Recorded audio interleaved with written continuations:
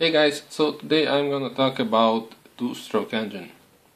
A two-stroke engine is an internal combustion engine which completes a power cycle with two strokes of the piston during only one crankshaft revolution. So in order to understand the full process, we have to follow a few steps. First will be compression. Air and fuel is compressed, spark plug fires and the mixture ignites. Due to the explosion, the piston goes down. When the piston goes down, it is compressing the air and the fuel in the crankcase, and when the piston is at the bottom, the exhaust port is open and drives exhaust gases out of the cylinder. At the same time, the intake port is open. Because air and fuel mixture was pressurized inside the crankcase, it rushes into the cylinder, filling the cylinder with fuel. The momentum is moving the piston back to the spark plug for the compression stroke.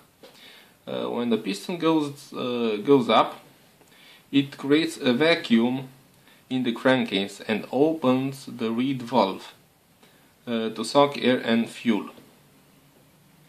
When the piston is up, the whole process is repeated, and in the end you have only two strokes, compression and combustion. So when the piston goes up again, the spark plug ignites, piston goes down, creates pressure inside the crankcase, and goes up again to suck fresh air and fuel mixture. Compared with a four-stroke engine, two-stroke engine have a few advantages like simplified construction and low weight, no valves, and fire once every revolution, and beside that it can work in any orientation. Beside the advantages, a two-stroke engine has a few disadvantages, and a few of them would be a short life due to the lack of a dedicated lubrication system. It uses a lot of oil and is quite expensive, and is not very efficient. In a two-stroke engine, the compression ratio is not very high, around 6:1 ratio, and most of the engines are air-cooled, so it's not needed a cooling system.